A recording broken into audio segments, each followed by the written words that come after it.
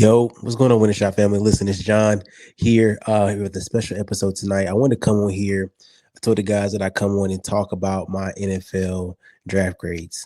As you all know, the NFL draft just concluded on Sunday, and we now have over 250 new players that are on NFL rosters at this current time. Of course, we know when the season begins that all these young men may not have a job, but at this current time, I wanted to take a moment and go over who I thought what teams had the best drafts, who I thought were some of the best picks, and what impact I think some of these guys can make on their teams respectively. I already went over round one, so this one will be more focused on a holistic team, how they did with all 7 rounds and who they were able to add to their teams and were they able to add to the needs that they had coming to this offseason.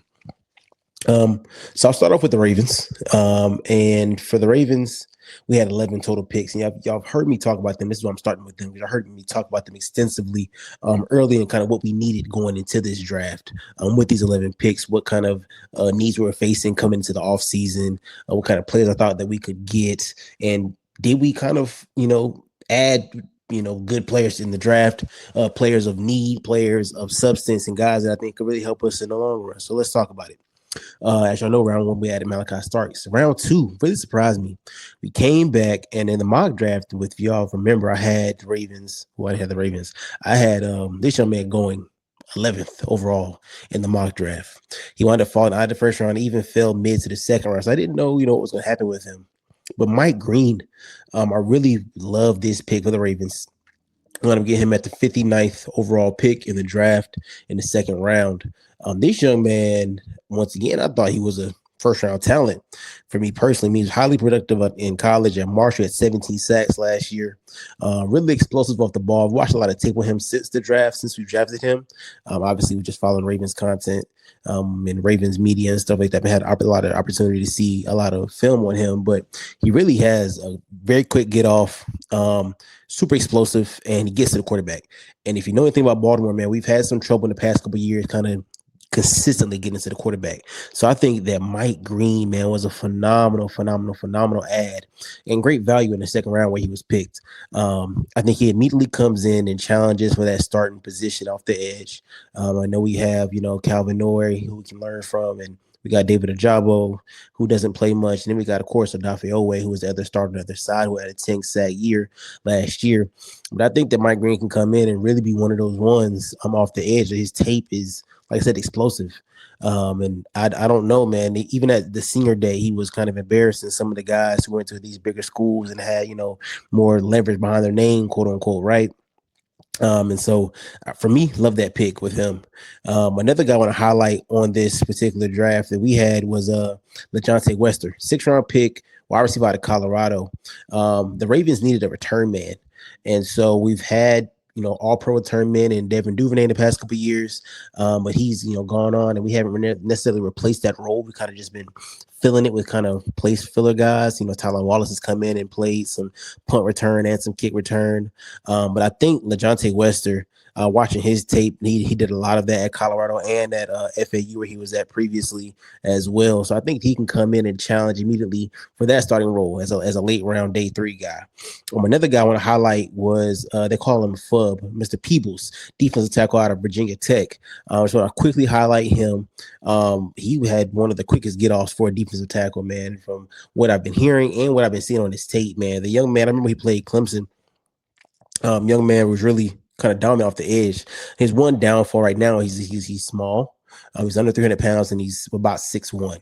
But we've seen guys come in defensive tackle and make impacts on the defensive line at that size and that weight. So I'm excited to kind of see what these 11 guys do for the Ravens. Definitely give us an A for this draft in regards to the grade that I think we should get. And I love the picks. And I'm excited to see how these guys can fit in. I didn't necessarily see a bad pick that we had or a pick that really couldn't help us at some point in some time in their career, even up until our last pick. So I'm excited to see what these guys can do for the Ravens. And I don't know if all 11 are going to make it. Now, usually the Ravens do a good job in regards to retaining the guys that they draft. All 11 may not make it because we already had a pretty stacked roster beforehand. But I think these guys have a good opportunity to try to see what they can do and make the roster for later on. Let's see. Another team I thought did pretty well in this draft that I would give an A to. Let me keep pushing, man. Let me tell you what. Let me talk on the Carolina Panthers real quick because I'm not. I usually don't talk about the Carolina Panthers a lot. But being a Charlotte native and to see that these young men actually took the draft seriously this year made my heart happy. It really did. Now, once again, not a Panthers fan, but the Panthers had a lot of holes to fill. If you know anything about Carolina, there's a lot of holes to fill, offensively and defensively. So they came into the draft. I think they attacked both sides. Um, I thought they attacked it pretty well. Started off obviously with Mr. McMillan out of Arizona. I thought it was a great pickup to add a compliment over to Xavier Legette. They went on to grab two edge guys, one from Ole Miss in Princely and one from A&M in Skirton in day 2. And in day 3, they went back and got a running back in Trevor. They had Jonathan Brooks last year, but he's been injured. Of course, they have Chuba Hubbard as the number 1 back. So, I mean, obviously he's that. But, Trevor gives them a guy that can come in and obviously he's not looking for the 1, but maybe the 2 or the 3 back. He could be that. Another guy I was kind of high on for them was Jimmy Horn Jr. was their last pick in the 6th round out of Colorado. Really like his game. He reminds me of, obviously, and it's crazy to say this, but he reminds me a little bit of Steve Smith. And I say that because they're about the same height. Jimmy Horn's like 5'8", but he's fast, he's quick. And he didn't get a lot of burn, I think, at Colorado, just because obviously Travis Hunter got a lot of that shine and got the ball a lot. But I think the Jimmy Horn man can come into the league, start off as a special teams guy, punt return, kick return kind of guy, and work his way, man, into that starting lineup for Carolina. I know I've been having some family and friends tell me, to watch out for their guys in their wide receiver core. But I think the Jimmy can definitely add to that wide receiver room and learn from some of the guys that are already there. I think that they had a good draft, came in and got the players that they need and filled up some of the holes, the bigger holes that they needed regarding, pass rush, regarding defense and wide receiver, obviously as well, to give some more weapons going into this next season. In that particular division in the NFC South, I believe that, they've added pieces that can help them propel them honestly into, second place. I'm not gonna say first because I know my cousins are gonna watch this, and I just made a bet with them. But no, I think they can really propel them into second place in that division. But overall, as a draft, I really like this draft for them, so I'm gonna give them an A as well. Like, so I'm not gonna go every team, but some teams I thought just really knocked it out of the park.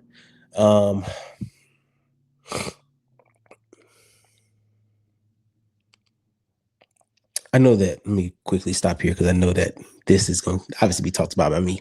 Y'all heard Colin and Hundo's podcast not too long ago, them talking about Shedeur and how, he was picked in the 5th round, 144, and how, Cleveland is just a lot going on right now with that team. They were a team coming to this draft I thought obviously needed a lot of help. More specifically with quarterback, with Deshaun Watson, obviously they are already saying, we made a mistake with him, picking him up or picking up that contract rather, with him being injured, with them signing Joe Flacco and trading for, Kenny Pickett. They both just had a whole podcast. I'm not going to go into full details. They already did that. But they have 5 quarterbacks on the roster right now, and they drafted 2 of them. I don't know what Cleveland's direction is, and I never do. And that's my issue with Cleveland, is that every year I look at them like, what's going on here? You know what I'm saying? I think even their fans are like, what's going on here? So I don't know what's going on in Cleveland. I can tell you that I did like the Carson Schwarzenegger pick, the linebacker out of UCLA. Obviously, I like the Shedeur pick. I think Shedeur has the it factor that they're looking for. And I also like the Judkins pick, running back out of Ohio State.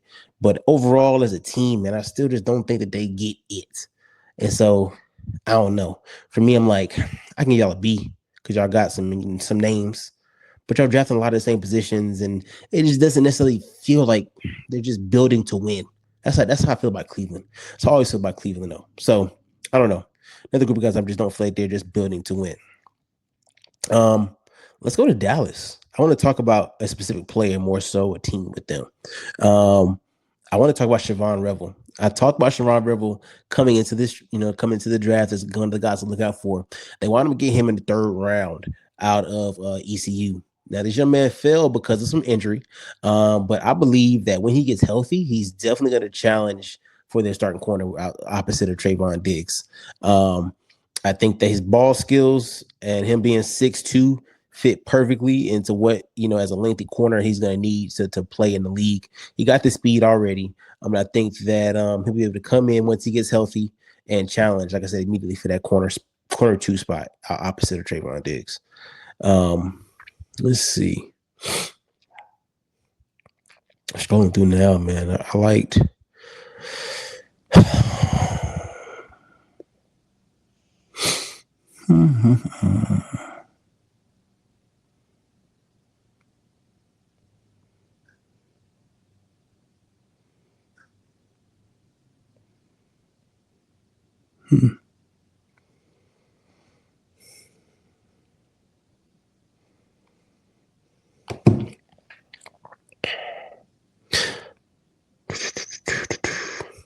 I'm looking through some. I'm like, dang, would that consider to be a good draft or not?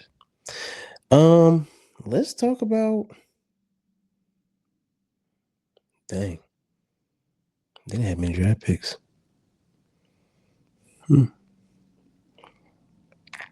The Giants are another team I want to look at and talk about. I know James is going to watch this podcast, so I just want to go ahead and get this out the way now. I still don't like the Jackson Dart pick, man, for sure. I'm just not a fan of it. I just don't have any faith in Jackson Dart as a quarterback at this time. He's really have to show me something for me to change that opinion. But I will say this. I think that y'all hit the nail on the head in the 4th round by getting Cam Scatterbo. I think that Marcus Mabeau in the 5th round was a good pickup. And I also like Thomas Fido II. No, that's not who I was talking about, actually. I was referring to the corners I picked last. Sorry. That's not who I was looking to talk about at all.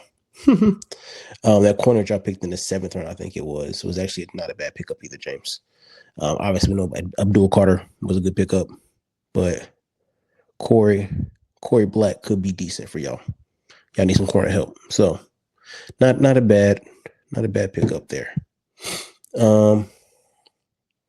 Philly, I mean, they're like us. I mean, the boys always put together like a master class. I feel like when it comes to drafting, Cooper in the 2nd round, safety out of Texas, Ty Robinson, 4th round, Nebraska. You got Kyle McCord, they got a backup quarterback. They went ahead and got Cameron Williams out of Texas to help the offensive line some more. Yeah, so that's another team I'm excited to see what they do with those picks there. Get them boys. I give Philly an A overall for their draft. Another team that puzzled my mind and scratched my head about was the Steelers. I think my whole division's draft was just like weak. Everybody outside of the Ravens draft, I was just not impressed with Pittsburgh, Cleveland, or Cincinnati, bro. I just wasn't impressed with any of those 3 teams' drafts. I think the point is, to get players who can help your roster immediately. Pittsburgh needs a quarterback. They literally has Aaron Rodgers to today. Today is the end of almost April, and they still not signed a quarterback. And it's 2 days after the draft. So it's like, what is your plan? You didn't draft the quarterback at all. Shedeur sitting right there. Well, I'm sorry, I lied. They did draft the quarterback. They drafted Will Howard out of Ohio State. But it's like, in the 6th round, is that what you want to hang your hat on? I don't think so. I don't think that it is. And obviously, I don't think Mason Rudolph is the hat that you're going to hang your head on. So you're really banking on Aaron Rodgers, or you're going to tank another year. And Pittsburgh just never, comes across my mind as a team that's looking to tank. Not with Mike T. Not after he was supposedly on the hot seat after last season. Not after, I had 2 quarterbacks, a 2-quarterback system. I let both of them get away.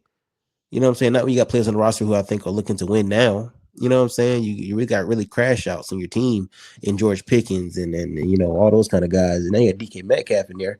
He didn't sign a contract to come and lose. So it's like, I don't know. I don't know what that direction is for y'all in Pittsburgh. I think that y'all really legit need some help there. And I pray y'all get it. Let's talk about the Seahawks, man. I think they did a good job in the 2nd round in getting Nick Amiore. Make no mistake about it.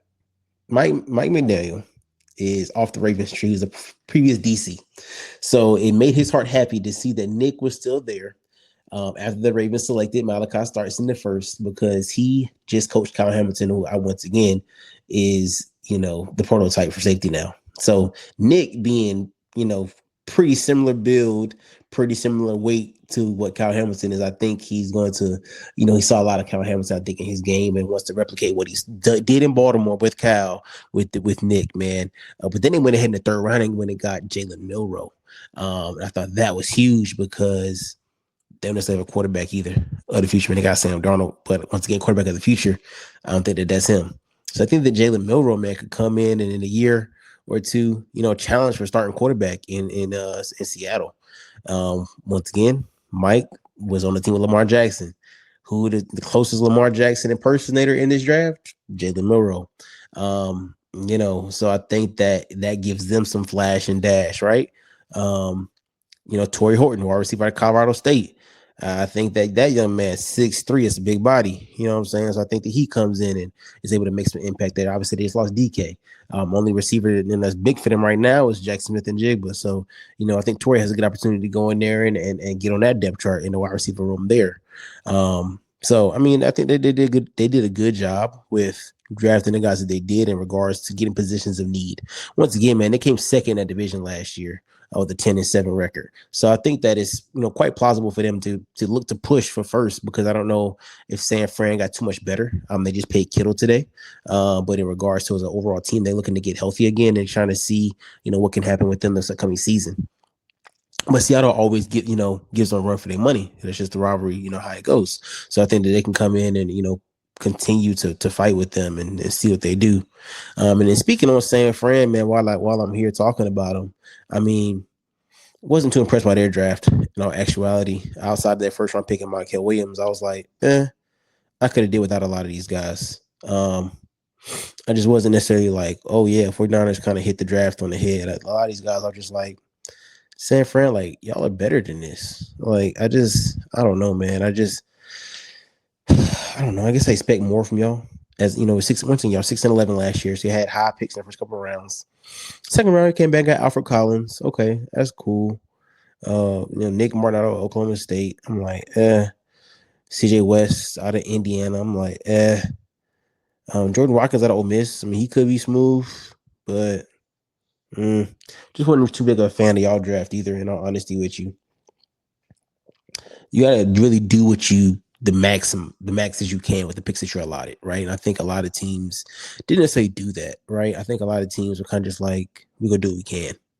And some of y'all best just was not good enough, in my personal opinion. The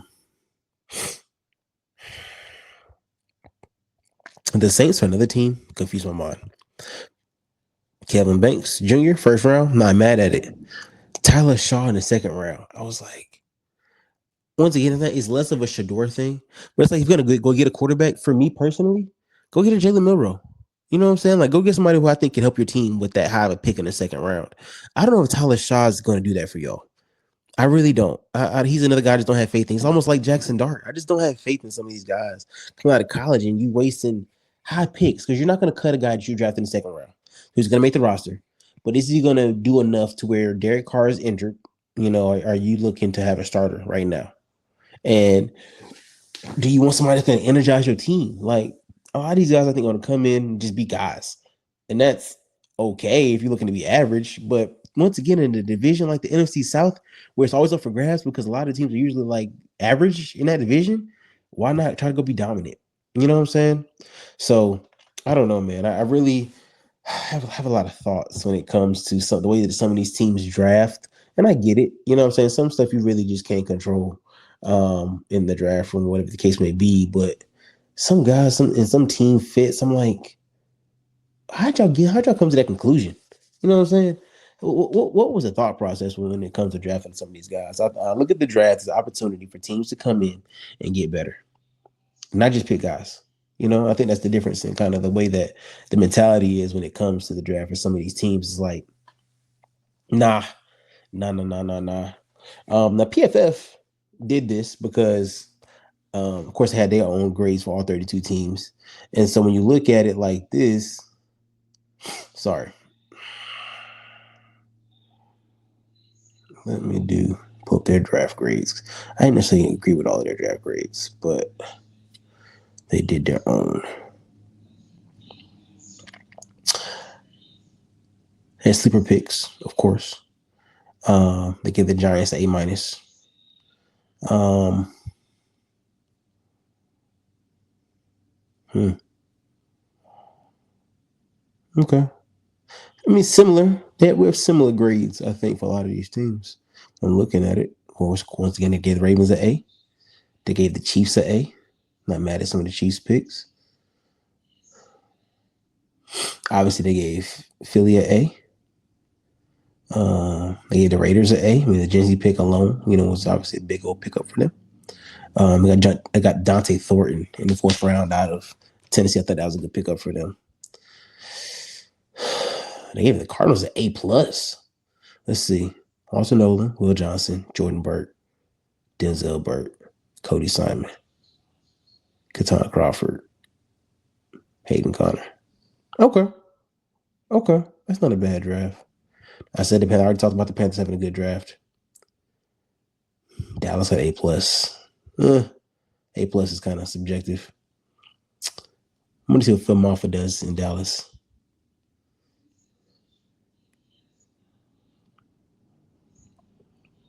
Okay. Yeah. So I didn't want this to be a long episode, man. I just wanted to come in here and talk to y'all about the NFL draft. And I think that I'm excited for these rookie mini camps, but I'm also really excited to get the training camp because that's when we get to see who's going to be a real man. You know what I'm saying? People going to really look you in the eye. These vets is not going to play with y'all. You know what I'm saying? And so I think these young men are actually going to come in and have the opportunity to, show themselves and prove themselves. And so that's when, we'll be able to really see how these grades that we're giving out, how much it really matters. You know what I'm saying? You can have as good of a draft as you want to, but until them pads come on and people get to smacking, other players with the pads, man, it's gonna get scary then. So I'm excited to, see this young man looking rookie mini camp, as an NFL fan, always super excited around this time and to see these young men's dreams come true, as I mentioned in my mocks and stuff like that. But now the real work begins. You know what I'm saying? The road to a Super Bowl. I don't know what number we're on at this current time, and that's sad. But I know we're getting ready to, start a new season, and that's what's important. You know what I'm saying? Can you not just be drafted, but really help your team and have the teams put themselves in a position to be great? That's what's important. I'm definitely going to come back, man, because the season once again is on the way. So we're going to come back once the schedule drops here on the 14th of May. I'm going to talk about what I think are some of the biggest matchups this upcoming season. I hope that I get to see some games in person this year in Baltimore, or on the road potentially, man, just to see how we look in this year. I really expect a lot of great things in Baltimore, per usual. But I also want to see some other teams, man, see how once again these draft classes that help these teams shake out. And if anybody's going to be super sorry going into the next year, I think some teams are automatically just going to be super sorry because unfortunately that's just their MO as of right now. You know what I'm saying? So as we move forward, I want to continue to, say thank y'all for the support. Thank y'all for watching. Thank y'all for tapping in. Thank y'all for all that y'all do, man. We look forward to dropping content to y'all each and every week. And I'll be back because, like I said, it's time. It's time. The draft is not over. It's time to get to work. It's time to see what these young men got. And I wish the best to all of them. I'm excited, of course, see what Shedeur does. Even some of the undrafted guys. I think that's always a big added piece to see which undrafted talent guys, make teams, make rosters. And the Ravens always try to keep at least one undrafted young man that they bring in. And so I think we did get some guys who could potentially make the roster. But once again, there's only 53 spots on an NFL roster. Only 53. There was 257, I want to say, young men drafted to 53 spots on each NFL team. It's 32 teams in the NFL. So those numbers don't always look good. And you also have to think Elijah Ross is already filled. They got vets coming back. You know what I'm saying? Like, I look at the Ravens. I was looking at the Ravens depth chart today. There was maybe 10 to 12 spots available. We drafted 11 guys. And we may have, I'll be generous and say 13 spots that are available. So let's say we keep every draft pick. There's 2 spots that's left on the team for openings right now. Somebody losing their job. Now, obviously, I think some people will get cut, but it's going to be fierce, man. Fierce competition in these training camps because teams are going to want the best 53. That's what they want. If they want to be great, that's what they want. So I'm excited to see it. I'm excited to see these young men get to work. If I didn't mention your team in the draft grades tonight, please put them in the comments, and I'll definitely respond in the comments of what I think that team's draft grade was. I know I didn't go over every single team, and I will put that in the comments section what I think every team's draft grade was. Like I said, I mentioned some of my favorite picks in the later rounds, and I think that some teams nailed it. Some teams got some work to do as it comes to front office work. But like I said, y'all, appreciate y'all. Keep tapping in with us. We appreciate the love and support. Until the next time, John is out. Peace.